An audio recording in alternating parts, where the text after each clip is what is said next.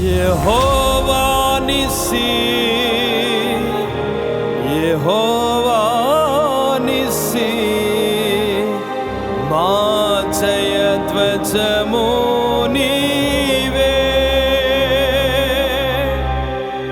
మా విజయధ్వజము నీవే. నిర్గమకాండం 17వ అధ్యాయం 15-16 వాక్యాలు నేను చదువుతాను, గమనించండి. మోషే ఒక బలిపీఠమును కట్టి దానికి యెహోవా నిస్సి అను పేరు పెట్టి, అమాలేకీయులు చేతిని యెహోవా సింహాసనమునకు విరోధముగా ఎత్తిరి గనుక యెహోవాకు అమాలేకీయులతో తరతరములకు యుద్ధమనెను. ఈ 15వ వాక్యాన్ని గమనించినప్పుడు, మోషే అమాలేకీయులతో యుద్ధము చేసి వాళ్ళని జయించిన తరువాత బలిపీఠము కట్టి, బలిపీఠం ఎదుట 2 చేతులు పైకెత్తి అనుగ్రహించిన దేవునికి స్తోత్రములు చెప్తూ యెహోవా నిస్సి, యెహోవా నిస్సి అని అనుగ్రహించిన దేవునిని ఆరాధిస్తున్నట్లు మనం చూస్తున్నాం. నేను చేశాను, నాకు జయం వచ్చింది, నేను జయించాను అని అనకుండా జయం అనుగ్రహించిన దేవునికి స్తోత్రము అని. యెహోవా నిస్సి అంటే అర్థం ఏమిటంటే, యెహోవా నా జయధ్వజము, మై బ్యానర్. యెహోవా నా జయధ్వజం. నాకు ఎప్పుడు ఎక్కడ జయం వచ్చినా అది కేవలం దేవుని ద్వారా, యెహోవా ద్వారా కలిగింది అని ఆయన దేవుణ్ణి ఆరాధిస్తున్నాడు. మోషే ఆరాధించిన ఆ దేవుడు ఈ రోజున వాగ్దానపూర్వకంగా మన మధ్యలోకి వచ్చి, మీ వ్యక్తిగత జీవితంలో ఏ సమస్య అయినా సరే దానికి జయం అనుగ్రహిస్తానని యెహోవా నిస్సి అనే పేరుతో మన మధ్యలో ఈ రోజున వాగ్దానపూర్వకంగా ప్రత్యక్షమై ఉన్నాడు. దేవునికి స్తోత్రం కలుగునుగాక. హల్లెలూయా. ఎన్నో అపజయాల మధ్యలో, ఎన్నో చిక్కు సమస్యల మధ్యలో నలిగిపోతున్న మన వ్యక్తిత్వంతో ఆయన వాగ్దానపూర్వకంగా ఈ రోజున మనతో మాట్లాడుతున్నాడు. నేను యెహోవా నిస్సిని అంటే నీకు నేను జయధ్వజాన్ని, నీకు నేను జయ పతాకాన్ని, జయ జెండాని. గనుక నా జయ జెండా, నా ద్వారా కలిగే ఆ ధ్వజం, ఆ శక్తి నీవు ఎప్పుడు నీ కళ్ళ ముందు నీవు ఉంచుకున్నట్లయితే తప్పనిసరిగా నీకు ఆ దిశగానే నేను ప్రత్యక్షమయ్యి నీకు విజయాన్ని సాధించి నేను పెడతాను. దేవునికి స్తోత్రం కలుగునుగాక. అమాలేకులతో యుద్ధము చేసి ముగించిన తరువాత, జయించిన తరువాత, అమాలేకు అంటే ఎవరు? అమాలేకులు అంటే ఎవరంటే ఏశావు యొక్క సంతతి. యాకోబు, ఏశావులు ఉన్నారు కదా, ఆ ఏశావు సంతతిలో ఈ అమాలేకులు ఉన్నారు. వాళ్ళు ఎప్పుడు దేవుని సింహాసనానికి, దేవుని సంఘానికి, దేవుని ప్రజలకి విరోధముగా యుద్ధము చేస్తూనే ఉంటారు. ఏశావు సంతతి వాళ్ళు ఎందుకు యుద్ధం చేస్తున్నారంటే, ఈ ఏశావు తన జ్యేష్ఠత్వాన్ని ఒక్క పూట కూటి కొరకు అమ్ముకున్నవాడు. తన ఘనతని, తన పెద్దరికాన్ని, తన జ్యేష్ఠత్వాన్ని, తన యొక్క ఆశీర్వాదాన్ని ఒక్క పూట కూటి కొరకు అమ్ముకున్న వ్యక్తి. అతని సంతతిలో, అతని వంశములో ఉన్నటువంటి ప్రతి ఒక్కరూ ఇప్పుడు యుద్ధం చేస్తున్నారు. ఎవరి మీద వాళ్ళు యుద్ధం చేస్తున్నారంటే, దేవుని పిల్లలని పిలువబడుతున్న ప్రతి ఒక్కరి మీద యుద్ధం చేస్తున్నారు. వాళ్ళకి అదే పని, వేరే పని లేదు వాళ్ళకి. ఆ పని మీదే ఉంటారు. వాళ్ళు ఎలా యుద్ధం చేస్తారు, ఏ సందర్భాలలో యుద్ధం చేస్తారు, వాళ్ళ యుద్ధ పరికరాలు, వాళ్ళ యుద్ధానికి వచ్చే ఆ సమయాలు ఎలా ఉంటాయి, అవన్నీ మనం తెలుసుకొని ఉంటే ఆ సాతాను తంత్రాలని ఎదిరించే అవకాశాలు మనకు కూడా ఉంటాయి. కొంతమందికి తెలీదు. సాతాను ఏ వైపుగా ఎలా వస్తాడో, ఆ సందర్భాలు ఎలా ఉంటాయో అనే సంగతి తెలియక చాలా సులువుగా సాతాను చేతుల్లో పడిపోతూ ఉంటారు. సందర్భాన్ని మనం మనసులో పెట్టుకొని ఈ అమాలేకీయులు ఎలా యుద్ధానికి వస్తారు, ఆ యుద్ధానికి వచ్చే పరిస్థితులు ఎలా ఉంటాయి, ఎవరిని సంహరిస్తారు అనే సంగతిని మనం బైబిల్లో క్షుణ్ణంగా చదువుకుంటూ వెళితే, చదవండి సమూయేలు మొదటి గ్రంథం 15వ అధ్యాయం 2వ వాక్యం.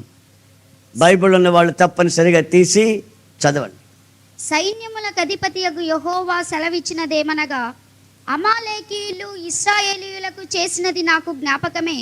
వారు ఐగుప్తులో నుండి రాగానే అమాలేకీయులు వారికి విరోధులై మార్గమందు వారి మీదికి వచ్చిరి గదా. ఇక్కడ వ్రాయబడిన మాట ఏమిటంటే, ఐగుప్తులో భయంకరమైన బానిసత్వంలో పాపములో మునిగి ఏడుస్తూ ఆక్రందన చేస్తూ మూలుగుతున్న ప్రజలు ఆకాశం వైపు కనులెత్తి ఏడ్చి ప్రలాపించగా దేవుడు వాళ్ళని ఐగుప్తి బానిసత్వంలో నుంచి, ఆ ఇనుప కొలిమిలో నుంచి విడిపించాడు. వాళ్ళు ఇప్పుడు ఎక్కడికి వెళ్తున్నారు? పాలు తేనెలు ప్రవహించే దేశానికి వెళ్తున్నారు. పాలు తేనెలు ప్రవహించే దేశానికి వెళ్ళిపోతున్నప్పుడు మార్గ మధ్యలో వచ్చి అటాక్ చేశారు. ఏయ్ ఆగండి, పొరపాటును కూడా ముందుకు రాకూడదు. వెళతారంటే ఎక్కడికో పాలు తేనెలు ప్రవహించే దేశానికి వెళ్తారంట. ఆగండిరా, ఆగండి, మేము పొరపాటును కూడా మిమ్మల్ని పాలు తేనెలు ప్రవహించే విశ్రాంతి వాగ్దాన దేశానికి వెళ్ళనివ్వం, ఆగండి అని వాళ్ళు ముందంజ వేసి వెళుతున్న ఆ మార్గాన్ని అటాక్ చేశారు, బంద్ చేశారు. ఆ మార్గంలో అడ్డొచ్చారు. పొరపాట్లు కూడా మీరు ముందుకు వెళ్ళకూడదు. సాతాను యొక్క మహాతంత్రం ఏమిటంటే, దేవుని బిడ్డలు దేవుని పక్షంగా దేవుని మార్గంలో వాగ్దాన దేశానికి పొరపాట్లు కూడా ముందుకు వెళ్ళకూడదు. అక్కడక్కడ మీరు వెళ్ళాలి ముందుకి అనుకున్న ఆ ప్రతి చోట వీడు తగులుతాడు, మిమ్మల్ని ముందుకు పోనివ్వడు. మీకు అర్థమయ్యే శైలిలో చెప్పాలంటే, ఆ రోజున నాతో ఒక సహోదరుడు ఉన్నాడు. ఉదయం మీ ఇద్దరు మాట్లాడుకున్నాం. ఏమని మాట్లాడుకున్నామంటే, ఉపవాస ప్రార్థన చేసుకున్నాం ఈరోజు అని మాట్లాడుకున్నాం. ఉపవాస ప్రార్థన దేవుని సన్నిధిలో ముందంజ వేసేదానికి సూచన. ఉపవాస ప్రార్థన లేకుండా మిమ్మల్ని వెంబడిస్తూ మిమ్మల్ని బాధిస్తున్న దురాత్మ శక్తుల్లోంచి మీరు విడుదల పొందటం అసాధ్యం. గనుక ఉపవాస ప్రార్థన ప్రాముఖ్యం. ఉపవాస ప్రార్థన అనేది నీ ఆత్మీయ జీవితానికి ముందంజ వేసే అనుభవం. మేమిద్దరం కలిసి మాట్లాడుకున్న కాసేపటికి ఒక ఆమె ఇంత పెద్ద చేప ఒకటి తీసుకొని వస్తుంది. అప్పుడు మేమిద్దరమే వండుకొని మేమిద్దరమే తినేవాళ్ళం భోజనం. అన్నం నేను వండేవాడిని, కూరలు అతను ఉండేవాడు. అతను కూరలు వండితే నేను అన్నం వండేవాడిని. ఇద్దరం కలిసి అంట్లు కడుక్కునేవాళ్ళం.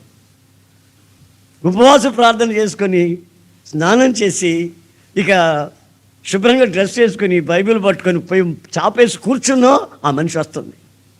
అయ్యా మీ కొరకే తెచ్చానయ్యా, దేవుడు మిమ్మల్ని చూపించాడా ఇప్పుడు తీసుకెళ్ళి ఇవ్వని అని. అంటే దేవుడు కాదు, సైతాన్ని చూపించేటది ఈ మనిషికి అని అనుకుంటున్నాను నేను.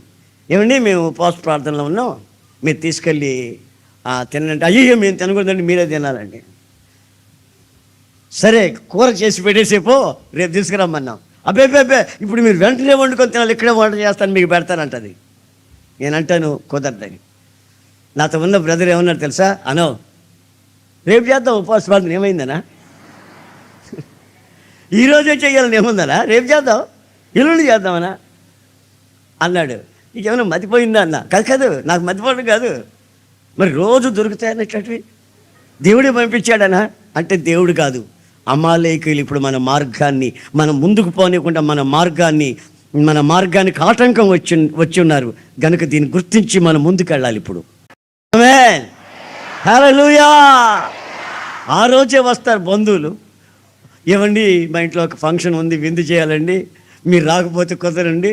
అమ్మ మాకు బంధువులు లేరండి, మీరే బంధువులండి, అసలు మీరు తప్ప మాకెవరు లేరండి, మీరు తప్పనిసరిగా ఆ ఫంక్షన్కి రావాలి. వాళ్ళు ఆదివారమే వస్తారు. ఎందుకంటే మీరు ఆదివారం ఇక్కడికి వస్తే దేవుని వాక్యం విని ముందుకు వెళ్తారు. ఆదివారం మీరు ఇక్కడికి వస్తే దేవుని వాక్యం విని ముందుకు వస్తారు, ఆత్మీయంగా ముందుకు ఎదుగుతారు, తీర్మానాలు చేస్తారు. అందుకని ఆదివారం పొద్దున్నే వచ్చి వాళ్ళు కూర్చుంటారు. ఇక్కడికి వచ్చామండి, సాయంత్రం వరకే ఉంటాం, మీరు వెళ్ళిపోతే ప్రార్థనకి ఎలాగండి, కాసేపు ఉండండి, కాసేపు అది ఇది మాట్లాడుకున్నాం, మన ఊరు సంగతులు మాట్లాడుకున్నాం, కబుర్లో మాట్లాడుకోవడం ఉండండి అని అంటారు. అప్పుడు మనం ఏం చేయాలి? ఓహో, అమాలేకులు ఇప్పుడు ఎక్కడికి వచ్చారు? మన ఇంటికి వచ్చారు. అమాలేకులు మన ఇంటికి వచ్చారు. మనం ఆత్మీయంగా ముందుకు పోనివ్వకుండా మనల్ని ఆటంకపరచడానికి వచ్చారు అని చెప్పి మనం ఏం చేయాలంటే, కొంచెం మరి అందరూ బయటికి రండి అని చెప్పి బయటికి మన ఇంటికి తాళాలు వేయాల. ఇంటికి తాళాలు వేసి మేము ప్రార్థనకు పోతున్నాం, మాతో వస్తారా రండి, లేకపోతే బయట కూర్చొని ఉండండి, మేము వచ్చిందాకా బయటే ఉండండి. మీకు స్తోత్రం కలుగును గాక. Praise the Lord. హల్లెలూయా. నీవు ఏ విషయంలో ముందుకి బైబుల్ చదవాలని కూర్చుంటావు అనుకో, వెంటనే ఎవడో ఒకడు వస్తాడు. ఏమంటాడు తెలిసిన? పలానా సీరియల్ వస్తుంది, బైబిల్ తర్వాత చదువుకునే పలానా సీరియల్ వస్తుంది, టీవీ పెట్టో, సినిమా వస్తుంది, టీవీ పెట్టో. లేదు, బైబిల్ చదువుకునే దానికి పెద్ద భక్తురాలివి, ఎడాపాలు ఉండదు ప్రార్థనకి, బైబిల్ చదువుకునేదానికి. ప్రపంచంలో నీలాంటి భక్తులు ఇంకెవరు లేరా? అవుగా. అంటే మనం ముందుకు వెళుతున్నటువంటి ఆ మార్గాలన్నిటినీ వాడు సెట్ చేస్తాడు, మూసేస్తాడు. వాడి పని అది. నా ప్రియమైన సహోదరులారా, వాడు తలుపు వేస్తున్నప్పుడు, వాడు మూత వేస్తున్నప్పుడు, మనం ముందుకు నడవనీయకుండా వాడు ప్రయత్నాలు చేస్తున్నప్పుడు మనం వెంటనే జ్ఞాపకం చేసుకోవాలా, యెహోవా నిసి, దేవునికి స్తోత్రం, యెహోవా ధ్వజం, హల్లెలూయా, ఆయనే మన జయ జెండా, హల్లెలూయా. ఈ అమాలేకుల్ని జయించి ఇప్పుడు మనం ముందంజ వేయాలి. వీడు వేసినటువంటి ఆ మూతలు వేసినటువంటి ఆ దారిని మూసినటువంటి ఆ మూతలను తెగించి మనం ముందుకు సాగాలి. వాడు ఏమీ చేయలేడు, దిష్టి బొమ్మలాగా నిలబడతాడు. మనం ముందుకు తోసుకొని వెళ్ళామంటే మనల్ని వాడు ఏమీ చేయలేడు. దిష్టి బొమ్మలు ఉంటాయి కదా, అక్కడక్కడ దిష్టి బొమ్మలు ఉంటాయి కదా పొలాల్లో, వాటిని చూసి పిచ్చుకలు భయపడి చేస్తాయి. చొక్కా వేసి ఉంటారు, వాడికి ప్యాంట్ వేసి ఉంటారు, ఒక మట్టి కొండ ఒకటి ఎత్తిన బోర్లు ఎచ్చి ఉంటారు, ఆ కొండకు బొట్లు పెట్టుంటారు. మనిషినేమో అనుకుని ఈ పిచ్చుకలు గిర్రని అటు ఇటు తిరుగుతాయి పొలంలో వాలి, ఆ యొక్క ఆహారాన్ని తీసుకోకుండా. అసలు ఆ పిచ్చుకలు తిన్నగా వచ్చి వాడి నెత్తిన వాలి రెట్టేసిన వాడికి అనుకోడు.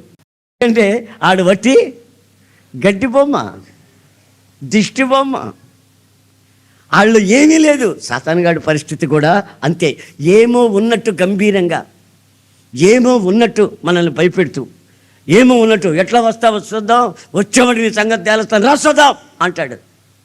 అప్పుడు నువ్వు అమ్మో వీడేమో చేస్తాడు అని కంగారు పడ్డావంటే వాడి వల్ల పడిపోయావని అర్థం. ప్రక్కనే ఉన్నాడు, మనల్ని వెంబడిస్తూ ఉన్నాడు, యెహోవా నిస్సి. ఆయన అంటాడు, నీకు జయధ్వజమై నేను నీతో ఉన్నాను, సమూల నాశనం చేసేవాడిని, నేను నిర్మూలపరిచేవాడిని. పొరపాటుని వీళ్ళకి భయపడకు, చోటివ్వకు, కంగారు పడకు, ముందుకు సాగు. ఈ పత్రిక 12వ అధ్యాయంలో మనం ఏమని చూస్తాం?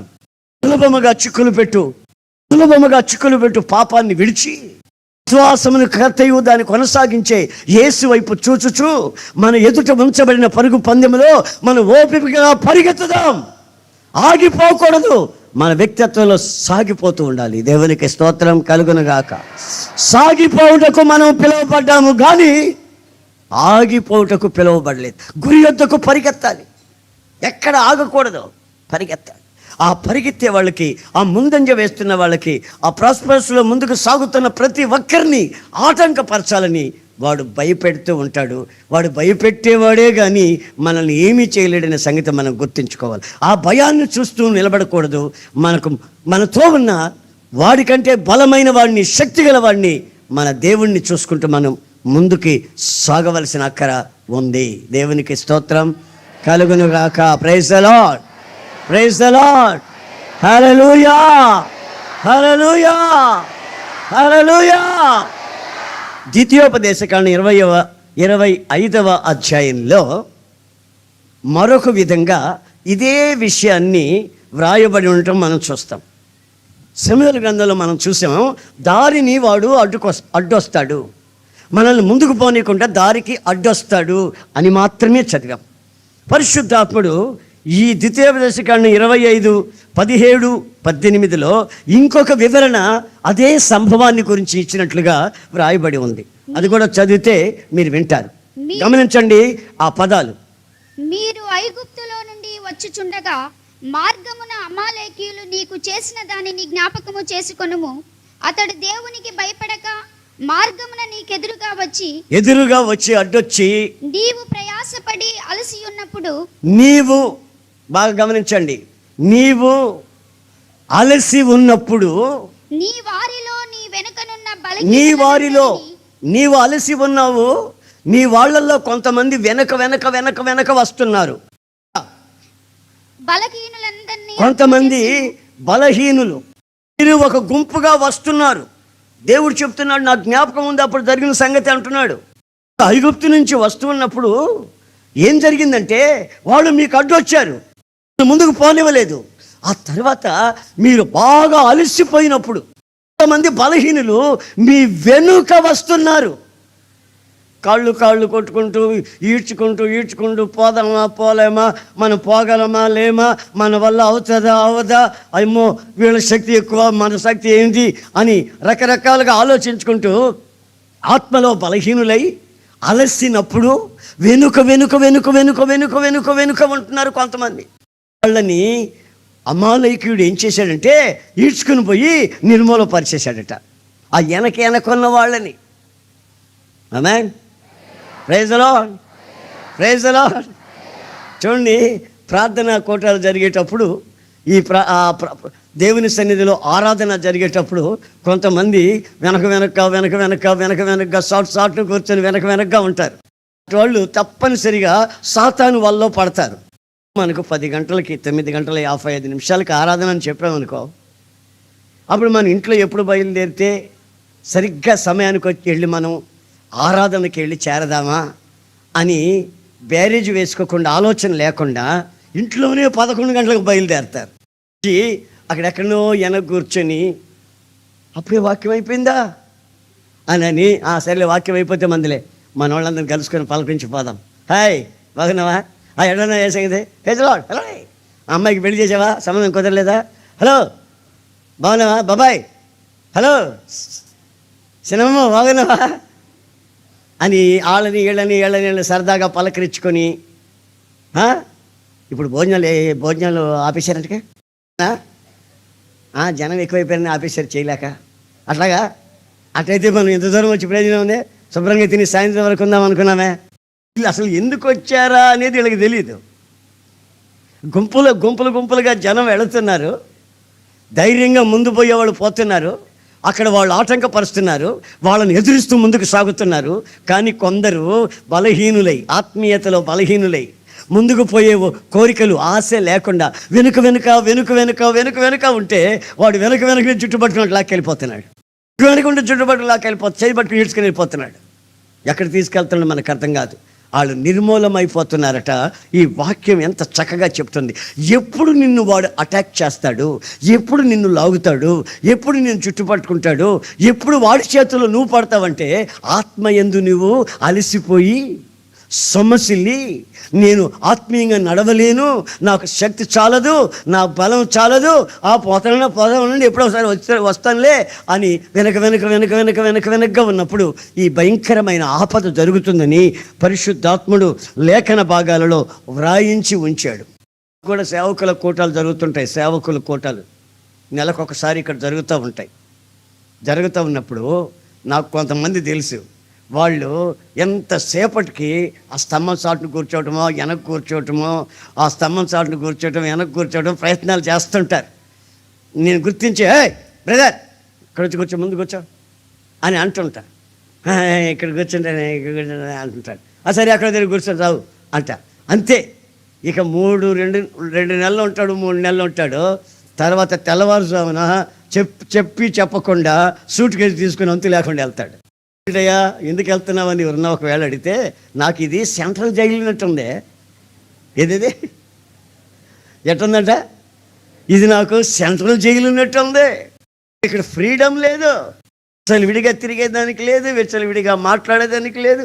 అప్పుడు నెలకొక సినిమా కూడా చూసేదానికి లేదు, నా ఫ్రెండ్స్ అంటే వాళ్ళతో మాట్లాడేదానికి లేదు, ఫోన్లు చేసి వాళ్ళని పలకరించుకొని పిలిపించుకొని వాళ్ళతో సరదాలు పడేదానికి లేదు. ఇది సెంట్రల్ జైలు ఉన్నట్టుంది.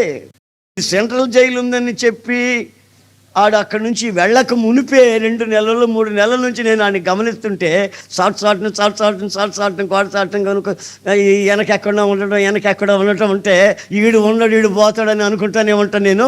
వాడిని లాగేస్తాడు సాతాను. ఆమేన్, ప్రైజ్ ది లార్డ్. ఎవరు ఉత్సాహంతో సంతోషంతో ఈ భాగ్యము ఈ ధన్యత దేవుడు నాకు ఇచ్చాడు, ఈ ధన్యత నాకు ఇచ్చాడు, లోకంలో నుంచి పాపులలో నుంచి విశ్వాసులలో నుంచి నన్ను దేవుని సేవ కొరకు ప్రత్యేకించాడు, ఈ పిలుపు చాలా గొప్పది, దీన్ని కాపాడుకోవాలి, ఎప్పుడు నేను అన్నిట్లో ముందే ఉండాలి, వెనక్కి ఉండకూడదు, ముందుకు సాగాలి అని అనుకుంటే అతను చివరి వరకు నిలబడతాడు. ఆమేన్, హల్లెలూయా. నాకు ఒకటి తెలుసు, ఏదైనా ఇక్కడ మందిరంలో పని పడింది అనుకో, ఆ రోజు సాపేసుకొని స్తోత్రం హల్లెలూయా అంటుంటాడు. ఆడు ఎవరో నాకు బాగా తెలిసి, ఏడు సోమరి. పని ఉంది, పని చేపిస్తారు, నా ఒళ్ళు నలిగిపోద్ది, నాకు ఈ రోజంతా పని పడిపోద్ది, చెమటలు పోస్తాయేమో అనుకున్నాడంటే ఎప్పుడు ప్రార్థన చేయనోడు ఆ రోజు మాత్రం అక్కడ మూల సాపేసుకొని స్తోత్రం హల్లెలూయా సత్రాం హల్లెలూయా అన్నచ్చాడా సత్రాం హల్లెలూయా అన్నచ్చాడా రాలేదా సత్రాం హల్లెలూయా వస్తే నాకు చెప్పు హల్లెలూయా సత్రం అంటుంటాడు. కారణం ఏంటంటే పని చేయబడుతుంది సోమరి. అంటాను ఒట్టి ప్రార్థన వద్దు, నీకు ఉపవాస ప్రార్థనలో ఉండంట. ఆమేన్, హల్లెలూయా.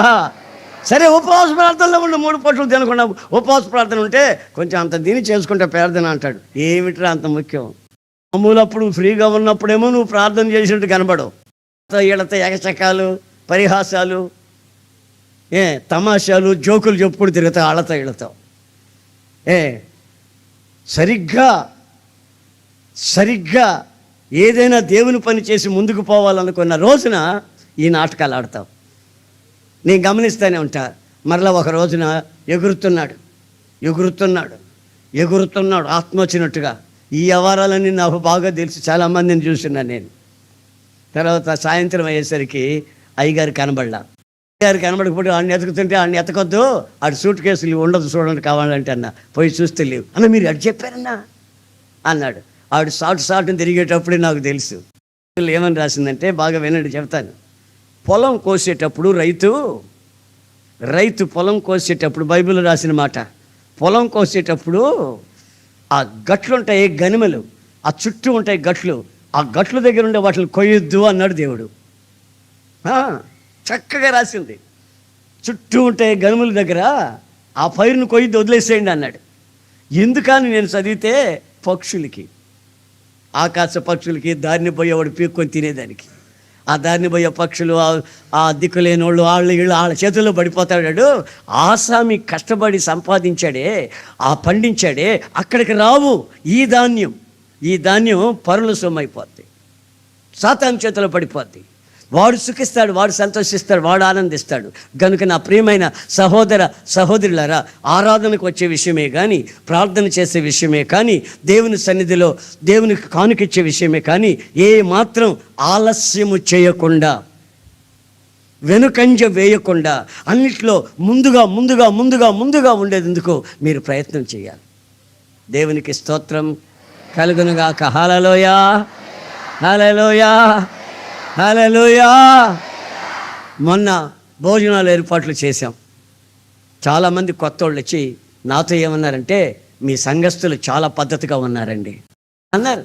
మీ సంఘస్థులు చాలా పద్ధతిగా ఉన్నారండి, మేము ఎక్కడెక్కడి నుంచో వచ్చాం, మేము హడావుడి పడ్డాం, కానీ మీ సంఘస్థులంతా ఎంతో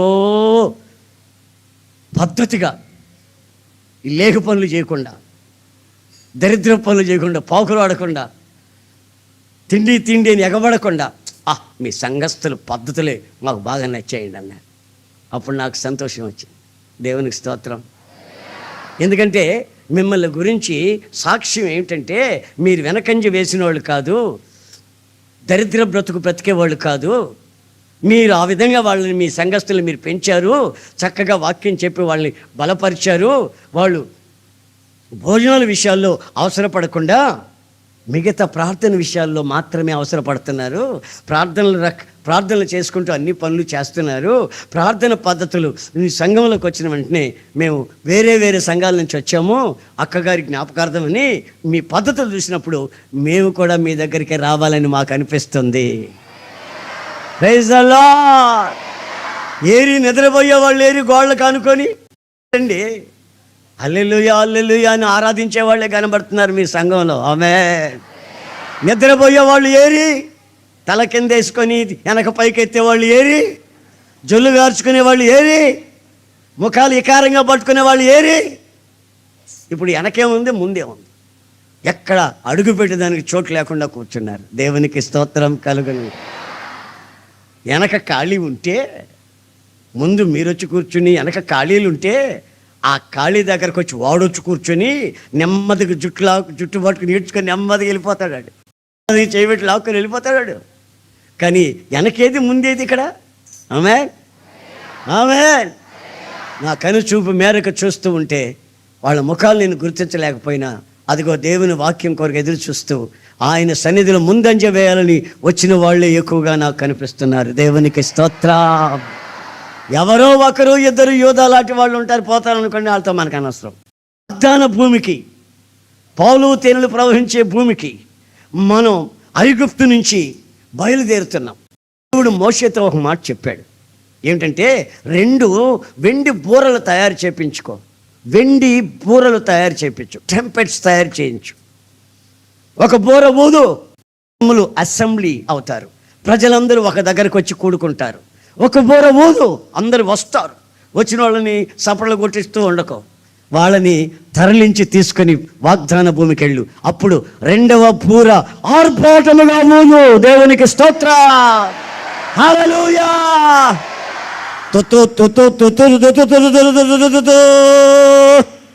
అని ఊదు, అందరూ వచ్చేస్తారు. ఊదు, అందరు బయలుదేరుతారు.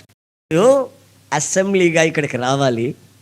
మీరు మీ ఆత్మలో ఆర్భాటమైన బోర వింటున్నప్పుడు ఆధ్యాత్మికంగా ముందుకి సాగాలి. Amen. Praise the Lord. Praise the Lord. నిన్న మొన్నటి దాకా మనతో నడిచింది అక్క, ఇప్పుడు మనకంటే ముందు వెళ్ళిపోయింది. ఆమేన్. హల్లెలూయా. నిన్న మొన్నటి దాకా మనతో నడిచిన ఎంతోమంది వెనకంజి వేశారు, కొందరు వెనకబడిపోయారు, సినిమాలు పోతున్నారు, మళ్ళీ సిగరెట్ అలవాటు అయిపోయింది, మళ్ళీ పాత కొంపలకి వెళ్తున్నారు, పాత అలవాట్లు వచ్చేసాయి. ఏది నిన్న మొన్నటి దాకా మనతో ఉన్నవాళ్ళు, నిన్న మొన్నటి దాకా మనతో ఉన్న అక్కేమో ఎక్కడికి వెళ్ళిపోయింది. ముందుకు వెళుతున్నారు. కొందరు అధైర్యపడి సాతానికి చోటిచ్చి సొమ్మసిల్లి వెనుకగా నడుస్తున్నారట. వాళ్ళందరినీ సాతానుగాడు అమాలేకీయులు తీసుకుని వెళ్ళిపోయి సమూల నాశనం చేశారని బైబిల్ చెబుతా ఉంది. గనుక మార్గం మధ్యలో వాడు వస్తాడు. మనం దేవుని బిడ్డలం అయితే, ఆమేన్, మనం విమోచించబడితే వాడు వస్తాడు. హల్లెలూయా. మనం వాగ్దానం దేశానికి పోయే వాళ్ళమే అయితే వాడు వస్తాడు. హల్లెలూయా. వాడి స్పిరిట్, వాడి ఆత్మ అనేకులలో పట్టి వాళ్ళు మనల్ని వెంబడించేదానికి ప్రయత్నం చేస్తారు. వాళ్ళు మనల్ని పోనివ్వరు ముందుకి. ఉపవాసం తీసుకోవద్దు. నాకు వచ్చి ఎంతమంది చెప్తారు, ఏమండి నేసన్న గారు ఈ వయసులో ఇంకా ఉపవాసం ఏంటండి, ఇప్పుడే మీరు గుర్తుపట్టలేకుండా అయిపోయారు, ఇంకా ఉపవాస ప్రార్థనలు ఏంటంటే, ఆగండి. నేను వాళ్ళు చెప్తా ఉండి నవ్వుకుంటూ ఉంటా, ఇంకేం చెప్పను. ఎందుకు చెప్పనంటే నేను ముందుకు వెళ్ళవలసిన సంగతి, ఆత్మీయతను ఎదుగుదల నాకు కావాల్సిన సంగతి, నేను వెళ్ళవలసిన చోటుకి దాన్ని స్వతంత్రించుకునే వల్ల నాకు శక్తి కావాలన్న సంగతి నాకు తెలుసు. కనుక నేను వెనకంజ వేయాలనో, ముందుగా ఉండి నడవాలనో, ఇంకా ఆత్మీయతలు ముందుకు సాగాలనో అనే విషయం నేను గుర్తించాను. కనుక వాళ్ళు నా అభిమానులు కావచ్చు, కానీ కొందరిలో అభిమానం కంటే కూడా దురభిమానం ఎక్కువ. అభిమానించే వాళ్ళు ఉంటే మంచిదే, కానీ కొంతమందికి దురభిమానం. ఏంటది దురభిమానం అంటే? నీకు తెలుసా? తెలీదు కదా. నన్ను ప్రేమించే ఒక వ్యక్తి ఉన్నాడు. ఆయన నేనంటే ఆయనకు మహాప్రాణం. అభిమాని, నా అభిమాని అంటారు, లేకుంటే భక్తి గల పిల్లవాడు అంటారు, అందరూ అంటారు. అయితే ఒక రోజున ఆ బుచ్చిరెడ్డిపాలెం అనే చోట 6 గంటలకి మీటింగ్కి వెళ్ళా. నేను ప్రయాణమై రాత్రి ప్రయాణం చేసి సాయంత్రం 6 గంటలకు వెళ్ళా. మీటింగ్ 8 గంటలకి. ఒక గదిలో కాసేపు పడుకుంటాను, నువ్వు దగ్గరే ఉండు, కొంచెం ఏళ్ళు లాగుతున్నాయి కొంచెం ఇట్లాను అని పడుకున్నా. పడుకుంటే నన్ను లేపల. 8 అయింది 9 అయింది, లేపట్లేదు నన్ను. ఆ కూటమి పెట్టుకునే వాళ్ళు వచ్చి, లేపండి ఏసన్న గారిని, కూటమి టైం లేపండి, ఎక్కువ కూటమి ఎక్కువ అంటున్నాడు, కూటమి ఎక్కువ, కూటమి లేదు గట్లేదు, నిద్రపోవాలా అంటున్నాడు. 9 గంటల తర్వాత ఉలిక్కిపడి నేను లేచా. అప్పటికే సగం జనం వెళ్ళిపోయారు. ఏసన్న గారు రాలేదు, ఒట్టుదే చెప్తున్నారు వీళ్ళు వచ్చారని అని. అప్పుడు నేను ఆయన మీద కోప్పడ్డా. నీకు నా మీద అభిమానం ఉంటే మంచిదే, కానీ ఇప్పుడు నువ్వు చేసింది దురభిమానం. దేవుని కంటే ఎక్కువగా నన్ను ప్రేమించకూడదు, దేవుని కంటే ఎక్కువగా నన్ను ప్రేమించకూడదు. ఎక్కువ ఏసన్న ఎక్కువ అంటున్నాడు. నీకేమో మతిపోయిందా? నన్ను 7 గంటలకు లేకపోద్దా? నేను కూడా పోయి వాక్యం చెప్పొచ్చి మనం రాత్రి అంతా పడుకుంటాను కదా. ఏమిటాయి అంటే, కాదులేనా నువ్వు బాగా అలసిపోయినా అందుకు లేపలేదో అంటున్నాడు. పోవడం జరిగింది, జరగకపోతే పోయింది అంటున్నాడు. వాళ్ళు వేలు ఖర్చు పెట్టి జనానికి చెప్పి షైమానే లేచి స్టేజీ లేచి జనాన్ని పోగు చేసి పెట్టుంటే కోటలేదు గెట్టలేదు అంటున్నాడు. అంటే అర్థం ఏంటంటే, నా మీద అభిమానం కాదు అతనికి, దురభిమానం. సహించను. అభిమానం ఉంటే నేను చెప్పిన మాటని తూచా తప్పకుండా విని అనుసరిస్తారు. దురభిమానం వచ్చిందనుకోండి, పొరపాటున పరలోకానికి వెళ్ళరు. ఎవరి మీదైనా మనకు దురభిమానం ఉండకూడదు. అభిమానం ఉంటూ గౌరవిస్తూ వాళ్ళు చెప్పిన మాటని అంగీకరిస్తే వాళ్ళని మనం గౌరవించినట్టు అర్థం. నేను చెప్పిన మాట అనకుండా నన్ను గౌరవిస్తే ప్రయోజనం ఏముంది? నా ప్రియమైన సహోదరులారా, మీరు ముందుకు వెళ్ళాలి. ఆటంకాలు వస్తాయి, అది మన అభిమానుల ద్వారా వస్తాయి. మోకాళ్ళ మీద ఉండి ప్రార్థన చేసుకుపోతే ఏమైందిలే, నీవు ముందే కాళ్ళు సచ్చోడివి, జబ్బుడివి, బలహీనుడివి, నువ్వు నిద్రపోతా కాళ్ళ మీద కాలు వేసుకునే అప్పుడు ప్రార్థన చేయి, దేవుడు వినడా, నీ ప్రార్థన వినడా. ఇది మోకాళ్ళ మీద వద్దంట ప్రార్థన. ఒకడు నన్ను అడిగాడు, ఏమండి ఏసన్న గారు కళ్ళు మూసుకొని ప్రార్థన చేస్తారంటే కళ్ళు తెరుచుకొని చేయండి, బైబిల్ ఎక్కడ రాసిందండి కళ్ళు మూసుకోమని అంటున్నాడు. ఎందుకంటే ఎవరైనా వచ్చి ఏమైనా చేస్తాను, నువ్వు కళ్ళు మూసుకుంటే కళ్ళు మూసుకోబట్టి కళ్ళు తెరిచే ప్రార్థన చేయమంటాడు. ఇది దురభిమానం. దేవుని వాక్యములో దేవునితో ఎదిగేదానికి ఆటంకముగా నీ భార్య కావచ్చు, నీ పిల్లలే కావచ్చు, నీ స్నేహితులే కావచ్చు, దైవజనులే కావచ్చు, ఆత్మీయంగా నిన్ను ఎదగనివ్వకుండా ఎవరైతే ఆటంకపరుస్తారో వాళ్ళలోకి అమాలేకుల ఆత్మ వచ్చిందని గుర్తించి నువ్వు జాగ్రత్త పడాలి. ఆత్మీయంగా ఏ మాత్రం వెనకంజ వేశావో. నాకు ఒక కళ్ళు లేని గుడ్డోడు తెలుసు, క్రిస్టియన్, అబ్రామ్. వాళ్ళు ఊరు పోయినప్పుడల్లా, ఏమన్నా హసన్ గారా బాగున్నావా, ఏమండే ఈ మధ్య రాలేదా మా ఊరికే అంటుంటాడు. అబ్రామ్ బాగున్నావా అంట. ఆదివారం ప్రార్థనకు రాలేదు ఎందుకనే, వచ్చాను కదండి వెనక కూర్చున్నానుగా, మీ జనంలో ఉన్నారు ప్రార్థన చేసి చేపించుకొని వెళ్ళిపోయానులే అంటాడు. మంచోడు. అతను పేదోడు కనుక అక్కడ మాసూలు చేస్తారు. మాసూలు అంటే వడ్లు పండిన తర్వాత వాళ్ళు ఇట్లా పిడేటు కొడతారు. వడ్లు కొట్టుకొని వాటిని బస్తాలు ఎక్కించుకునేటప్పుడు ఈ గుడ్డోడు అక్కడికి వెళ్తాడు. ఊరంతా తెలుసు, రైతులకంతా తెలుసు. ఆ గుడ్డోడు అక్కడికి వెళ్ళి ఏమనే అని ఆ రెడ్లను పలకరిస్తూ ఉంటాడు. పలకరిస్తే, రే అబ్రామ్ వచ్చాడు, కొంచెం వడ్లు పెట్టి పంపించండి రా పాపం పేదోడు అని వాళ్ళు అంటారు. ఒక 5-6 బస్తాలు సంపాదించుకుంటాడు. ఆ 5-6 బస్తాలు సంపాదించుకొని వచ్చిన రోజున ఏం చేస్తాడంటే వాటిల్లో మళ్ళీ దశంభాగం తీసుకొని వస్తాడు మందిరానికి. తీసుకొని వస్తే మా సిస్టర్లు ఉన్నారే, సిస్టర్ దగ్గరికి వచ్చి ఒక రోజున ఇచ్చాడు ఆ వడ్లు. దశంభాగం అమ్మ అని. నీకేమైనా పొలం ఉందా అన్నారు వీళ్ళు.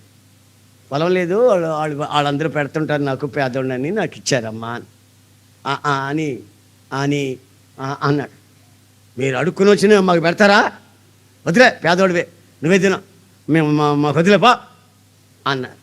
అతను కంటి నిండా నీళ్లు పెట్టుకొని, దశంభాగం దేవుడికి పోతే శాపం తెచ్చుకుంటాను కదమ్మా, తీసుకోండి అమ్మా, దేవుని సేవకులు తినండి అమ్మా, వద్దులే మీరు తీసుకోపో, పేదోడు మీ దగ్గర తీసుకుంటాం, మాకేం ఆశీర్వాదం అని వీళ్ళు నిరాకరించారు తీసుకోవటం. అంతలో నేను వచ్చా. ఏంటి గొడవ అన్న? ఏం లేదు అయ్యగారు, దశంభాగం వడ్లిస్తే వీళ్ళు తీసుకోవటం లేదు అని. మీద కోప్పడి తీసుకోండి, దశంభాగం అనేది దేవుడిది, అది ఆయన తినకూడదు, తీసుకోండి, కావాలంటే ఒక బస్తా ఇస్తాంలే తర్వాత. పేదోడంటే మనం బస్తా ఇస్తాం, ఏమి తింటాడు పోని ఆయన ఇచ్చే కానుక దశంభాగం తప్పనిసరిగా తీసుకోండి సేవకులన్న. అలాగేనండి అని సిస్టర్లు తీసుకున్నారు, దశంభాగం తీసుకున్నారు. వడ్లు నాతో చెప్పారు, పేదోడు కదా ఎందుకు తీసుకున్నాం మనం పేదోడు దగ్గర పాపం అంటే, దశంభాగం పేదోడైతే గొప్పవాడైతే మనకెందుకో, దేవుడికి ఇచ్చాడు తీసుకుంటాం, మనం తినేదానికి అర్హులం తింటాం, అర్హులం మనం. మనకే చాలా ఉన్నాయి కదా, ఉంటే ఏమైంది మళ్ళీ అడిగిస్తాం, ఒక బస్తా ప్రార్థన చేసిద్దాం. ఆమె నేను ఒక 10 రూపాయలు ఇస్తా, 10 రూపాయలు ఇస్తా, తీసుకొని ప్రార్థన చేసుకొని వెళ్తాడు. ఆ సిటీ బస్కి చేసుకొని వెళ్తాడు, పోయి కిందకి పోయి చిల్లర మార్చి 10 రూపాయలు మళ్ళీ రూపాయి తెస్తాడు పైకి. నిమ్మగడ్డ బిల్డింగ్స్లో ఉండేవాడిని, గుడివాడలో, నిమ్మగడ్డ బిల్డింగ్స్ గుడివాడలో ఉండేవాడిని. అప్పుడు జరిగిన సంభవం ఇది. మరలా చిల్లర మార్చి రూపాయి తీసుకొని పైకి వస్తాడు. ఏంటి అబ్రాహం ఇంకా పోలేదా? దశంభాగం చేశానండి అంటాడు. ఎంత ఇస్తాడు చూద్దాం అనుకుంటే రూపాయి ఇస్తాడు. నేను 10గా ఇచ్చింది, ఎవరికి డబ్బులు ఇచ్చేవాళ్ళు ఎవరు లేరు, వడ్లు పెట్టారంటే వడ్లు దశంభాగం ఇచ్చాడు. నేను చిల్లర 10 రూపాయలు ఇద్దాం, రూపాయి తీసుకొచ్చి నాకు ఇచ్చేసి వెళ్ళిపోయాడు. ఇంకా 3 సార్లు చేశాడు. 4వ సారి వచ్చి అంటున్నాడు, ఏమన్నా యోజనగా ఉండే నేను రైతుని అయిపోయానండి అన్నాడు. ఏంటి సంగతి అన్న? వారు 6 ఎకరం పొలం గవర్నమెంట్ వాళ్ళు ఇచ్చారండి. ప్రైజ్లో 6 ఎకరం పొలం గవర్నమెంట్ ఇచ్చారండి, 18 బత్తాలు పండుతున్నాయి. ఆమేన్ ఆమేన్. కారణం ఏంటంటే మిక్కిలి చిన్న విషయాల్లో, చాలా చిన్న విషయంలో అతను యథార్థంగా ఉన్నాడు. అని పేదోడు కదా, నేను దశంభాగం ఇకపోతే ఏమైంది, ఆయన ఇచ్చిన 10 రూపాయలే కదా, మళ్ళీ రూపాయి ఇకపోతే ఏమైంది అని అనుకోలే. దేవుడు నాకేమిచ్చినా దానిలో దశంభాగం దేవునికి ఇస్తాను. అర్థం ఏంటంటే ఆత్మీయతలో మీరు ముందుకు సాగేటప్పుడు, ఆ గుడ్డోడికి ఆ కళ్ళు లేనివాడు ముందుకు పోతుంటే దేవుని సన్నిధిలో దశంభాగం అని మా సిస్టర్లు ఆటంకపడ్డారు. మేము తీసుకో, నీ దగ్గర పేదవాడు, నువ్వు తీసుకో మేము పేదవాడు అని. నేను మాత్రం తీసుకుంటాను, ఎందుకంటే దాని ద్వారా అతను ఆశ్రయించబడతాడన్న సంగతి నాకు తెలుసు, ఆత్మీయలో ముందంజ వేస్తాడనే సంగతి నాకు తెలుసు. వాక్యం చెప్తుంది ఆ ఆటంకం ఒకవేళ ఆ ఆత్మ ఇళ్లలో రావచ్చు, నాలో రావచ్చు, మీలో రావచ్చు, ఎవరిలోనే రావచ్చు. మరొకరిని ఆత్మీయంగా ముందుకు పోనివ్వకుండా ఆటంకపరిచే ఆత్మ, అమాలేకుల స్పిరిట్ రావచ్చు, మిమ్మల్ని పరచవచ్చు. అప్పుడు మీరు గుర్తించాలి, అరే నేను ఆత్మీయంగా ఎదగాలంటే వీళ్ళు ఆపుతున్నారేమిటి, వీళ్ళలో ఆత్మ ఉంటుంది, వీళ్ళ మాటను కూడా మనం ఆత్మీయంగా ముందుకు పోవాలి. Amen. Praise the Lord. Hallelujah. అయితే ఎవరు జయిస్తారంటే ముందుగా వస్తున్న వాళ్ళు జయిస్తారు. వెనక పోయేవాళ్ళు, ఇప్పుడు చెప్పండి, వెనక పోయేవాళ్ళు వచ్చి నెల ఇద్దాంలే, ఈ నెల వద్దులే, వచ్చి నెల ఇద్దాం, ఒకేసారి కలిపే నెలకి డబ్బులు వస్తాయిగా, అరియర్స్ అయ్యి, అప్పుడు ఒకేసారి ఇచ్చేద్దాంలే, ఈ వారం ఈ నెల ఇగిపోతుంది, వచ్చే నెల ఇగిపోయింది అని వెనక్కి వెళ్తున్నారే, వాళ్ళని గుర్తుపడతాడు. పట్టి నెమ్మదిగా జుట్టు పడతాడు, బాగా అరువుగా దొరుకుతుంది జుట్టుడికి. దేవునికి స్తోత్రం. Praise the lord. జుట్టు తీసుకొని సరిగ్గా వంగదీసి లాక్కోపోతాడు, కిందనే లాక్కపోతాడు, బయట మాత్రం తెలియకుండా లాక్కెళ్ళిపోతాడు. దేవునికి స్తోత్రం కలుగును గాక. Praise the Lord. Praise the Lord. అమాలేకీయులు దేవుని సింహాసనానికి తరతరాల శత్రువు. ఇశ్రాయేలీయుల కాలంలో మాత్రం కాదు, నాట్ ఓన్లీ ఓల్డ్ టెస్టిమెంట్, కొత్త నిబంధన కాలంలో కూడా అలాంటి దురాత్మలు పనిచేస్తున్నాయి. అనేకుల జీవితాల్ని ఆత్మీయంగా ముందుకు రానివ్వకుండా ఆటంకపరుస్తున్నాయి. కనుక మీరు వాటిని గుర్తించాలి. దేవునికి స్తోత్రం. హల్లెలూయా. మీ మార్గాలు మీరు ముందంజ వేయకుండా ఎక్కడెక్కడ ఆపబడ్డారో ఆ ఆపబడిన మీరు గుర్తించి వాటిని ఛేదించి ముందుకు సాగాలి. కారణం, నీతో ఉన్నవాడు శక్తి గలవాడు. ఆయనను మనం ఎలా ఆరాధించాలంటే ఆయనే నా జయధ్వజం. దేవునికి స్తోత్రం కలుగును గాక. ఆయనే నా జయ జెండా. హల్లెలూయా. ఆయనే నా జయధ్వజం. హల్లెలూయా. మనం ఆలోచిస్తే న్యాయాధిపతుల గ్రంథం 3వ అధ్యాయం 3-4 వాక్యాలలో మరొక మాటని మనం చూస్తాం. 3-4 జడ్జెస్ 6వ అధ్యాయం. ఇశ్రాయేలీయులు విత్తనములు విత్తిన తరువాత మిద్యానీయులను అమాలేకీయులను ఎద్దును గాని గాడిదను గాని జీవన సాధనమైన మరి దేనిని గాని ఇశ్రాయేలీయులకు ఉండనీయలేదు. గమనించండి, దేవుని బిడ్డలకి ఈ అమాలేకీయులు చేసిన ఒక కీడు ఏమిటి అని ఇక్కడ రాసిందంటే జీవన ఆధారం, జీవనానికి అవసరమైన సాధనం, ఇవి ఏవి వాళ్ళకి లేకుండా వీళ్ళు విత్తి వెళ్ళిపోతారు. ఆ విత్తిన పంటని వాళ్ళు పండనివ్వకుండా చేస్తారు. ఒకవేళ పండినా దాన్ని కాల్చేస్తారు. గొర్రెల్ని ఉండనివ్వరు, వాళ్ళకి ఎడ్లని ఉండనివ్వరు, వాళ్ళకి గాడిదల్ని ఉండనివ్వరు.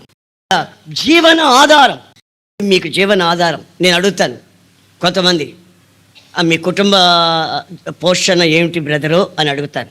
ఏముందండి, ఒక చిన్న ఉద్యోగం చేస్తున్నాను.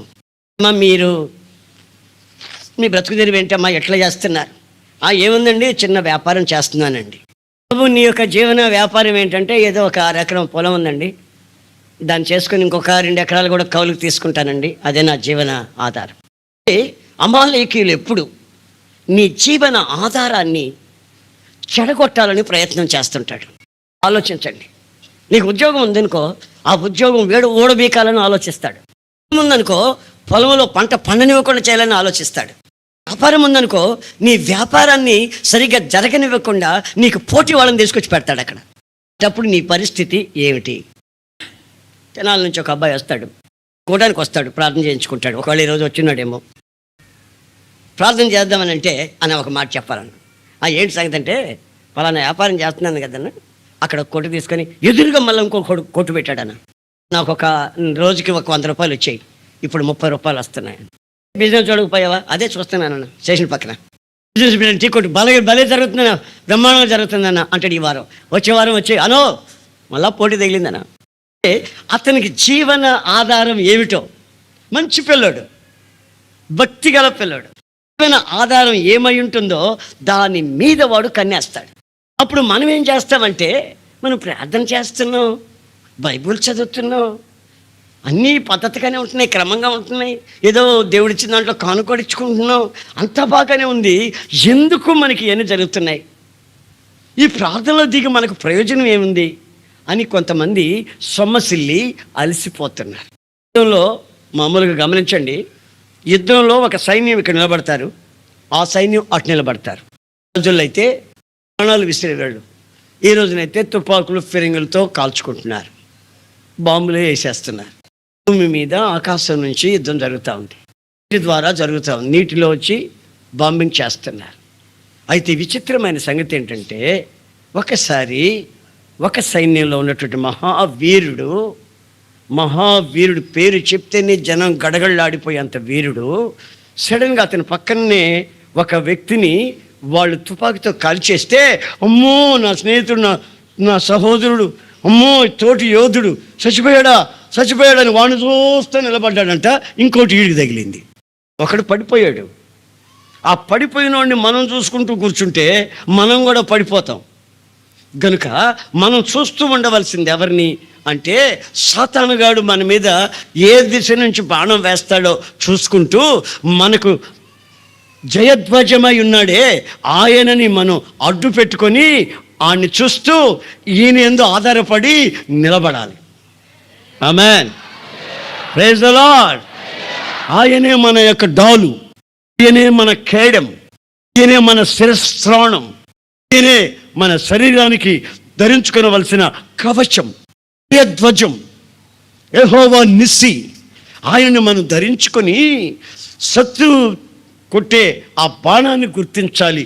కానీ ఈ పడిపోయిన వాళ్ళు ఉంటారే, వాళ్ళని చూసుకుంటూ పడిపోయాడా, ఏం చేద్దాం అని వీళ్ళని చూసామంటే ఆ సమయంలో వాడు కొడతాడు. కొట్టినప్పుడు మనం పడిపోయే ప్రమాదం ఉంది.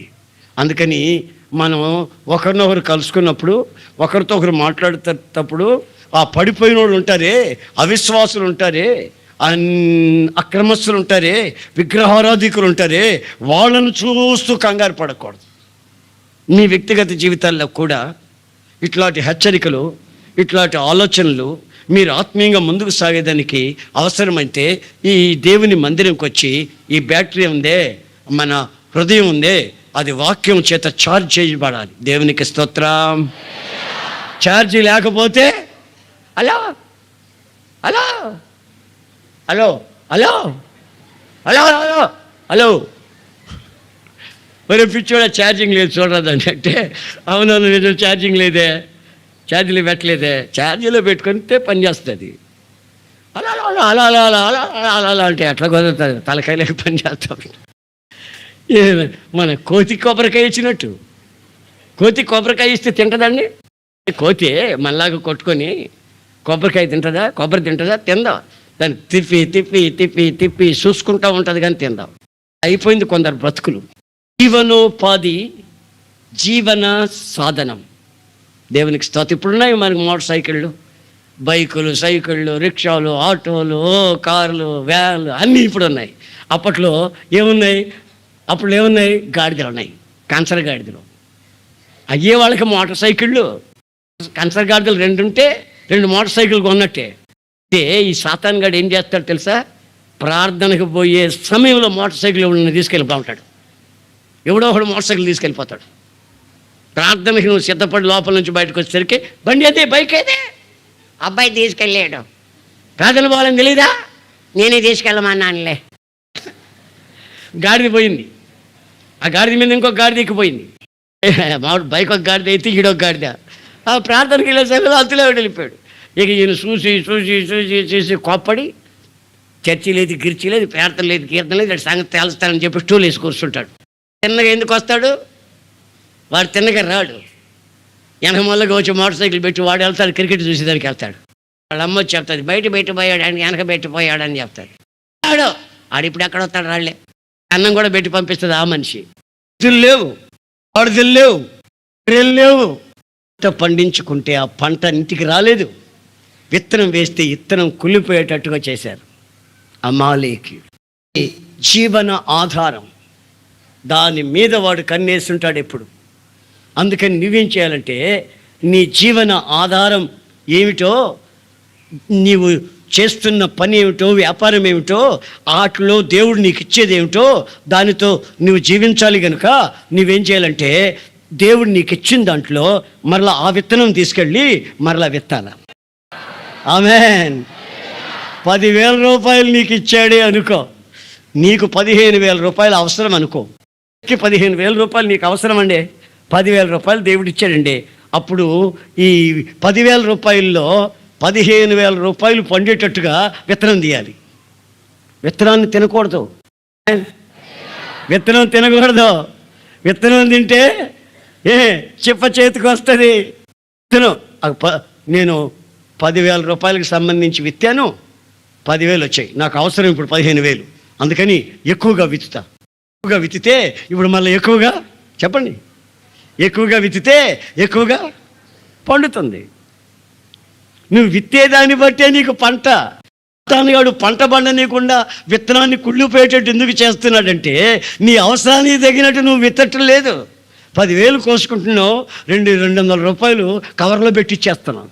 ఉన్నాను లేను నువ్వు అనుకుంటున్నావు, కానీ ఆ స్పిరిట్ ఆఫ్ అమాలేకుల స్పిరిట్ అది నీలోనికే వచ్చి నీ విత్తనాన్ని పండనీయకుండా చేస్తావుంది. నీకున్నటువంటి ప్రయాణ వసతులు కూడా నీకు లేకుండా, అవసరానికి నీవు వాడుకోకుండా చేసేస్తాం. నాకు ఈ మధ్య ఒక సహోదరుడు చెప్పాడు, అన్న బండి అమ్మేయాలనుకుంటున్నాను, బైక్ అమ్మేయాలనుకుంటున్నాను. ఏంటి సంగతి అన్న? పెట్రోల్ ట్యాంక్ నిండా పెట్టుకుంటానన్నా, కొట్టిస్తానన్నా, తీసుకొచ్చి ఇంట్లో పెడతానన్నా. ఆడొచ్చి అడుగుతున్నాడు, ఈడొచ్చి అడుగుతున్నాడు, పెట్రోల్ అంతా అయిపోయిన తర్వాత తెచ్చి పెడుతున్నారన్నా. ఇది ఎరగొట్టి తీసుకొచ్చి పెడుతున్నారంట. ఇవ్వకపోతేనా బామ్మద్ది, ఇవ్వకపోతేనా మా తమ్ముడు, ఇవ్వకపోతేనా అన్నయ్య కొడుకు అన్న అమ్మేస్తానన్నా. ఈ వాహనం నేను వాడలేదన్నా, పెట్రోల్ కొట్టి వాళ్ళకి ఇస్తున్నానన్నా. అన్నాను, దేవునికి నువ్వు ఇవ్వవలసింది ఇచ్చుంటే ఈ గాడిద ఎందుకు పోద్ది? నేనెవ్వరు అడగరు, నీ దగ్గరికి రారు పొరపాటును కూడా. నన్ను వచ్చి ఎవరన్నా అడగమను, నా కారు ఎవరన్నా అడగమని చూద్దాం. ఏమండి ఏసన్న గారు, మా అమ్మాయికి పెళ్ళండి, కొంచెం కారు పంపించండి, మీ కారు కొంచెమా అని ఎవరన్నా వచ్చి అడగమని చూద్దాం. ఎందుకు అడగరో తెలుసా? రోజు కారు తీసుకొని సేవకి వెళ్ళిపోతుంటా. ఇంకెక్కడ అడుగుతావు? ఎవడికి ఇస్తే, ఎవడు అడుగుతాడు, ఎవడికి ఇచ్చేది. అన్న కారు కొంచెం అడుగుదామా, ఎవరికైనా వచ్చింది అనుకో ఆలోచన, అది అక్కడ ఉండదు. ఆయన రోజు తిరుగుతున్నాడు కారులో. ఆ కారు ఎందుకు ఉంటుంది అక్కడ? ఆయన ఉన్నాడు, కారు ఉండదు, తిప్పతిరా ఉంటాడు. దయవల్ల దేవుని కొరకు నేను దేశదిమ్మరిని, దేవుని నిమిత్తం. ఆమేన్. దేశదిమ్మరిని ఎక్కడెక్కడ తిరిగి వచ్చినాను తెలుసా? నిన్నటి రోజున అక్క ఉంటే ఇక్కడ అందరూ ప్రార్థనలు చేస్తూ ఉండేదా? అక్కడ లేకపోతే అన్న ఉంటాడులే అని వస్తున్నారా, ఉసూరుమంటూ పోతున్నారు. ఎక్కడెక్కడో తిరిగి వచ్చి నిన్న పడ్డా, ఊరుమంట పడ్డా. మళ్ళీ ఇప్పుడు లేచా, మళ్ళీ రాత్రికి వెళ్ళిపోతాను. ఎక్కడికి? విజయవాడలో 7వ తారీఖు కదా, హోల్ నైట్ పేరు కదా, వెళ్ళిపోతాను. మళ్ళీ రేపు ఎక్కడ ఉంటాను, ఎల్లుండి ఎక్కడ ఉంటాను. సరే మీరు ఆలోచించండి, సాతాను గాడు ఎప్పుడు మీ జీవన ఆధారం మీద ఎప్పుడు కన్నేసి ఉంటాడు. వేళ మీ శాలరీ తగ్గినా, ఆహార వసతులు తగ్గినా దానికి కారణం ఏంటంటే నేను విత్తలేదు గనక కోసుకోలేదు అని అర్థం. విత్తిగానుంటే కిలో విత్తుంటే దానికి తగిన పంట కోసుకుంటా, విత్తుంటే దానికి తగిన పంట కోసుకుంటా, 1/2 కిలో విత్తుంటే దానికి తగిన పంటనే మనం కోసుకుంటాం. అమాలీకులు ఎప్పుడు విత్తనం మీద కన్ను పెట్టు. వీడు ఎట్లా విత్తుతున్నాడో చూద్దాం, వీడి పంటని మనం తగలబెట్టాలా. ఒకటి మాత్రం నాకు తెలుసు, కలిమిలోనైనా లేమిలోనైనా నా సకల అక్కర్లు తీర్చగలిగిన వాడు నాతో ఉన్నాడు. ఆయన పేరు నజరేయుడైన యేసు. ఆమేన్, ఆమేన్. నాకు సర్వ సమృద్ధిని కలుగు చేసే నా దేవుడు నాతో ఉన్నాడు గనుక సమృద్ధిగా విత్తి సమృద్ధిగా కోసుకుంటాను. నాకు జీవన ఆధారం, నాకు జీవన సాధనం ప్రభు అనుగ్రహించి నన్ను కాపాడతాడు. ఉద్యోగం దొరికిందన్న, 3,000 ఇస్తున్నారు. కానీ ఇంట్లో నుంచి ఆఫీస్కి వెళ్ళాలంటే, ఆఫీస్ నుంచి మళ్ళీ ఇంటికి వెళ్ళాలంటే సిటీ బస్సు టికెట్ కొనుక్కున్నా, ట్రైన్లో వెళదాం అనుకున్నా దానికి 2,000 రూపాయలు అవుతున్నాయన్న. 3,000 రూపాయలు ఉద్యోగం దొరికిందనుకుని సంతోషం కాదు, 2,000 రూపాయలు ట్రాన్స్పోర్టేషన్కి అవుతుందన్న. 1,000 రూపాయలే మేము అనుభవిస్తున్నాం. 28వ కీర్తన 128, 128వ కీర్తన వాక్యం. నిశ్చయముగా నీవు నీ చేతుల కష్టార్జితమును నిశ్చయముగా, దాని మీద ఏలు పెట్టండి, ఆ వాక్యం మీద ఏలు పెట్టండి. నిశ్చయముగా నీ చేతుల కష్టార్జితము నీవు అనుభవించదు. ప్రభు వాగ్దానం చేస్తున్నాడు నీతో ఈ రోజున. నిశ్చయముగా నీ కష్టార్జితం నీవు అనుభవించదు, నీ పిల్లలు అనుభవిస్తారు. దోపుడు సొమ్ముగా మారదు. ఎవరెవరో వచ్చి అన్యులు అనుభవించరు, నీ కష్టార్జితం నీవు అనుభవిస్తావు. ఇది దేవుని చేత ఆశీర్వదించబడిన ప్రతి వ్యక్తి జీవితంలో ఉండవలసిన వాగ్దాన నెరవేర్పు. రోజున నీ కష్టార్జితం డాక్టర్లు తింటున్నారా? కష్టార్జితం వడ్డీ వ్యాపారస్తులు తింటున్నారా? నీ కష్టార్జితం అన్యులు తింటున్నారా? దీనికి కారణం ఏమై ఉంటుంది? అమాలేకీయులు నీ మీద విజృంభించిన సంగతి గుర్తించి నీ ఒక నిర్ణయం, తీర్మానం చేసుకొని కష్టార్జితం నీవు నీ పిల్లలు. Amen. Praise the Lord, praise the Lord. అయ్యా 20,000 రూపాయలు వచ్చాయి అయ్యా, జామ తోట వేసుకున్నాను, జామకాయలు కాసాయి, బాగా కాసాయి, పంట పండింది బాగా. 20,000 వచ్చింది అయ్యా. చేతికి డబ్బులు రాక మునిపే అయ్యా, ముందు రోజే నా భార్యకి ఇక్కడ కడుపు ఆపరేషన్ అన్నారయ్యా. వెళితే 30,000 రూపాయలు కట్టాలన్నారయ్యా. 10,000 రూపాయలు వడ్డీకి తెచ్చాను బాబు. నా సంవత్సరం కష్టార్జితం అక్కడ పెట్టాను, మళ్ళా 10,000 తెచ్చాను. వడ్డీ ఎక్కువైపోతుంది, ఏం చేయాలో నాకు అర్థం కావట్లేదు. ఒకసారి మీరు ఆలోచించండి. అమాలేకు, స్పిరిట్ ఆఫ్ అమాలేకి, దురాత్మ మీ వ్యక్తిగత జీవితాల్లో విజృంభించి మీరు బహుగా విత్తటం లేదు కనుక ఆ విత్తనం పంటని మీరు కొట్టుకుని అనుభవించనివ్వకుండా మిమ్మల్ని వాడు భయంకరమైన పరిస్థితుల్లో బాధిస్తూ వేధిస్తూ ఉన్నాడు. ఒక ప్రక్కన ఆత్మీయంగా నిన్ను ముందుకు పోనివ్వకుండా దారిని అడ్డుపరుస్తున్నాడు. మరొక ప్రక్కన నువ్వు వెనకంజి వేసినప్పుడల్లా నీ చుట్టుబట్టి ఇంకా వెనక్కి లాక్కెళ్ళిపోతున్నాడు. ఒక పక్కన నీ ప్రయాణ వసతుల్ని వాడు బంధిస్తున్నాడు.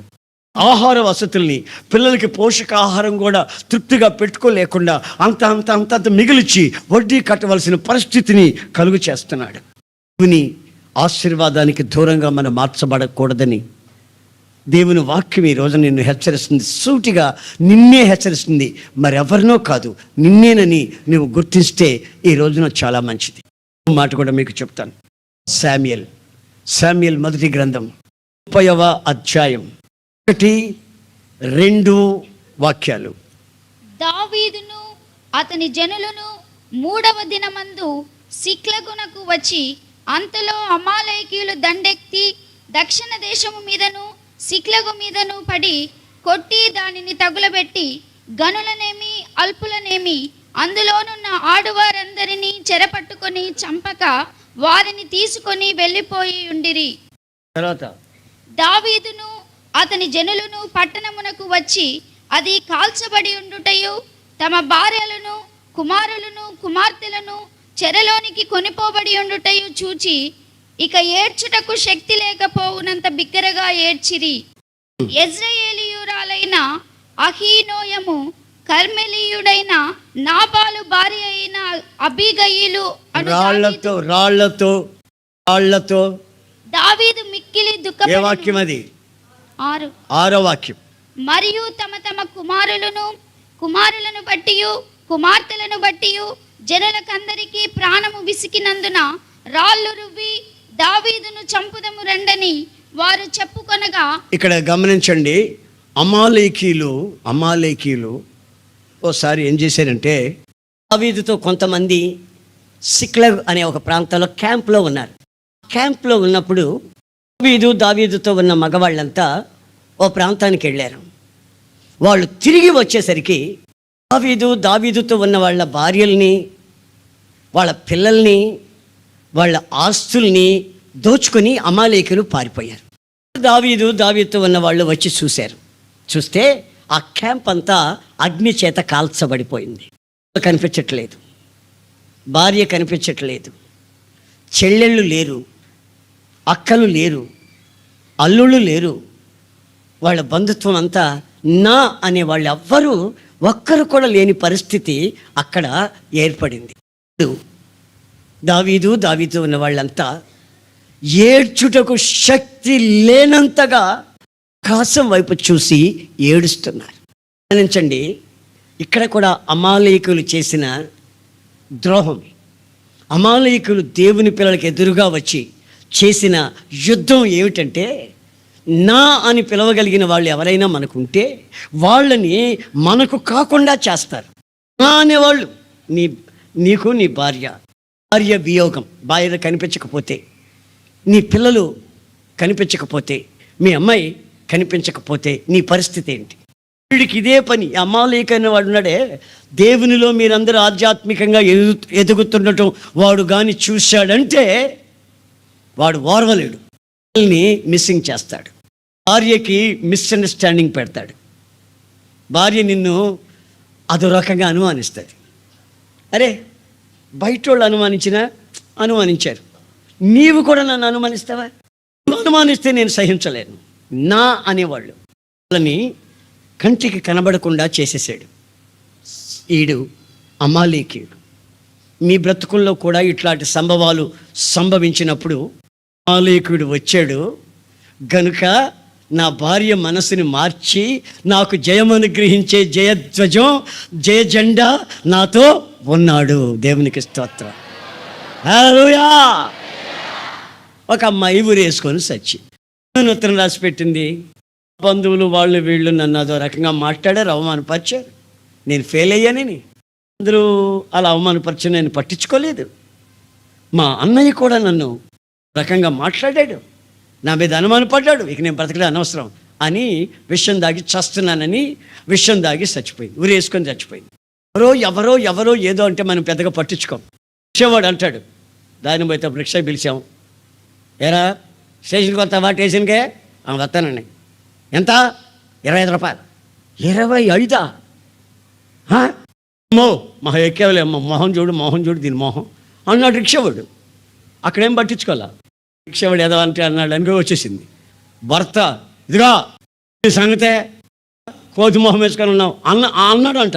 ఇక అంతే గదిలో పోయి గ్యాస్ ఓపెన్ చేసి తగలబడిపోయింది. రిక్షావాడు అన్నప్పుడేమో ఏమనిపించలేదు. నా అనుకుందే తన భర్త అన్నప్పుడు తనకు ఎక్కడ లేని కంగారు. ఇతను కూడా ఈ విధంగా అంటున్నాడు ఏమిటి? నీ ఇంట్లో ఉన్న వాళ్ళు నాని నువ్వు దగ్గరగా సన్నిహితంగా గౌరవించి అభిమానించిన వాళ్ళు ఇప్పుడు నీతో లేరు, వెళ్ళిపోతారు. ఆమె నేను చాలాసార్లు చాలామంది చనిపోయినప్పుడు దుఃఖపడ్డాను. మరి మేరేక చనిపోయినప్పుడు నేను వర్ణించలేను, దుఃఖపడ్డాను. అది ఆ సంగతి వేరు అని అనుకున్నప్పుడు ఆ దుఃఖం వేరుగా ఉంది, ఆ బాధ వేరుగా అనిపించింది. నా చెల్లి, నా తమ్ముడు, నా బైక్, నా సొంత స్థలం అనేది ఎక్కడ దెబ్బతింటుందో అప్పుడు నువ్వు అనుకోవాలి ఆడొచ్చున్నాడని. ఎవడాడు అమాలేకులు వచ్చున్నారని. అప్పుడు వాళ్ళు తీసుకొని వెళ్ళిపోయారు. సరే, ఇదొక బాధ. దావీదు కుమిలిపోతున్నాడు, పిల్లలు పోయారు, భార్య పోయింది, అందరు పోయారు.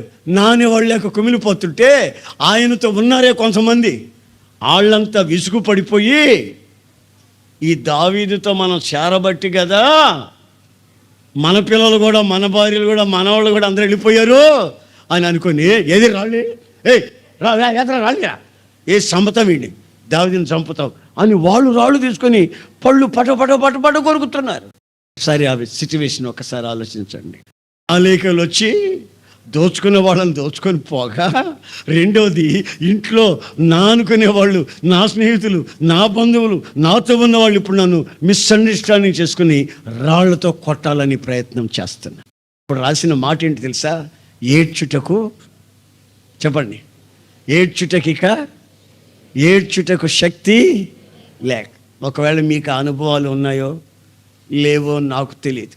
జీవితంలో పలుసార్లు ఈ అనుభవాలు నేను దాటిపోయి ఉన్నాను, అనుభవాల్లో నిలిచిలేను, ఈ అనుభవాల్ని దాటి వస్తూ ఉన్నాను. అప్పుడప్పుడు ఈ అనుభవాల్లో నుంచి నేను దాటిపోవాల్సిన అవసరం వచ్చింది. ప్రియమైన సహోదరులారా, నాకు మాత్రం ఒకటి తెలుసు, అదేమిటంటే నా ఎదుట నేను ఒక బలిపీఠం కట్టాను, బలిపీఠం మీద నా జీవితాన్ని పెట్టుకున్నాను. అక్కడ నేను నా రెండు చేతులు ఎత్తి యెహోవా నిషి, ఆయనను ఆరాధించుకుంటున్నాను. నా జీవితానికి జయ జీవితం ఆయన, ఆరోగ్యానికి ఆరోగ్య పరిపూర్ణత ఆయన, నా ఆహారమైన, ఆరోగ్యమైన, పరిచర్యలో శక్తి అయిన, బలమైన ఆయన మాత్రమే. ఆయనే యెహోవా నిషి, ఆ జయ జెండా. ఆమేన్, హల్లెలూయా, హల్లెలూయా. అయినా ఎలక్షన్ జరిగినప్పుడు, ఎవరైనా గెలిచినప్పుడు వాళ్ళు ఆ జెండాను పట్టుకొని వచ్చేటప్పుడు చూడాలి వాళ్ళ ఆనందం. మోటార్ సైకిల్ మీద ఉన్న జెండా కానీ, జీబులో ఉన్న జెండా కానీ, కారులో ఉన్న జెండా కానీ, సైకిళ్ళు కట్టుకున్న జెండా కానీ, మనుషులు పట్టుకున్న జెండా కానీ రెపరెపలాడుతూ ఆ వీరత్వం, ఆ యొక్క జయము, ఆ ఆనందం, ఆ గంతులు అప్పుడు చూడాలి మనం. అదే ఓడిపోయినోళ్ళు జెండా మడిచి సంకలో పెట్టుకొని అంటే ఏముంది వాళ్ళు గెలిచారంటగా, వాళ్ళు ఎందుకు గెలిచారో మాకు తెలుసా, మళ్ళీ ఇప్పుడు ఓట్లు లెక్క పెడతాం, మేము ఇప్పుడు ఓట్లు లెక్క పెడతాం. అది రిగ్గింగ్ జరిగిందిలేండి అంటుంటాడు వీడు. మొహం చూపించడు, జెండా చూపించడు. ఆమె మోటార్ సైకిల్ కట్టిన జెండా కూడా ఇప్పేస్తాడు, సైకిల్ కట్టిన జెండా ఇప్పేస్తాడు. అది రిగ్గింగ్లేండి, అది గెలిచింది కాదు అంటుంటాడు ఆడు. ఓడిపోయినోడు. గెలిచినోడు సంగతి చూడు, ఆ కేరింతలు, ఆ రంగులు, ఆ పువ్వులు, ఆ తాగుబోత్తనం, ఆ తప్పిట్లు కొట్టడం, ఆ ఎగరడం, ఆ డోళ్ళు మేళాలు, అబ్బో అది జయాన్ని సాధించినప్పుడు వచ్చే ఆ జయం, ఆ ఆనందం. సేమ్ వే ఆధ్యాత్మికమైన స్థితిలో మన స్థితిగతులు కూడా ఆ జయ జెండాని పట్టుకొని ముందుకి సాగుతూ ఉండాలి. పొరపాటు కూడా జెండాని తీసి సంఖలో పెట్టుకోకూడదు. ఆమేన్. జెండాని తీసి వెనక కట్టేయకూడదు. ఇదో స్తోత్రం, హల్లెలూయా. ఆ జెండాను మనిషి చెవులు పెట్టుకోకూడదు. హల్లెలూయా. ఆ జయ జెండా ముందుకు సాగాలి. ఆమేన్, ఆమేన్, హల్లెలూయా. మనం ఒక బలిపీఠము కట్టాలి. ఆ బలిపీఠం దగ్గర గంతులు వేస్తూ, ఎగురుతూ ఆ జయ జెండాను చూసి ఆనందించాలి. మన పంట అభివృద్ధి చెందుతుంది, మన మార్గం సరళం చేయబడుతుంది. మన అనుకున్న వాళ్ళు, మన సొత్తు, మన స్వాస్థ్యం, నా అనుకున్న నీ బంధువులు, నీ ఆత్మీయులు, నీ రక్త సంబంధులు, వాళ్ళు ఎప్పుడు నిన్ను విడిచిపెట్టిపోరు. దావీదు వెళ్ళాడు, మరలా వాళ్ళందరినీ తీసుకొని వచ్చాడు. దేవునికి స్తోత్రం కలుగును. Praise the lord. దావీదు యుద్ధం చేసి అందరినీ మళ్ళా తీసుకొని వచ్చేటప్పుడు నా నోట వచ్చిన ఆ మాట ఏంటంటే యెహోవా నిస్సి, ఏమో యెహోవాది. పక్షముగా ఉన్నవాడు శక్తి గలవాడు, బలవంతుడు. ఆయన పేరట నేను ఏదైనా చేయగలను. సొమ్మసిల్లిపోను, అలసిపోను, వెనుకంజ వేయను, ముందుకే సాగుతాను. రక్తము కారునంతగా సాతానుతో పోరాడుతాను. జయాన్ని సాధించి పెట్టగలిగిన వాడు నాతో ఉన్నాడు. యెహోవా నిస్సి. ఆమేన్. మన యాత్ర, మన ముగింపు ఎక్కడో తెలిసిన నూతన యెరూషలేము. నూతన యెరూషలేములో ఒక శిఖరం, కొండ శిఖరం. అక్కడ యేసయ్య గొర్రెపిల్లల సింహాసనం మీద కూర్చుని ఉంటాడు. అక్కడ ఆయన సేవ చేస్తున్నటువంటి, దేవుని కొరకు సమర్పించబడిన దైవ సేవకులు ఆయన చుట్టూ కూర్చుంటారు. ఆయన ముఖ దర్శనం చేస్తూ ఉంటారు. అతి గొప్ప ధన్యత కొరకు దేవుడు మనల్ని పిలిచాడు.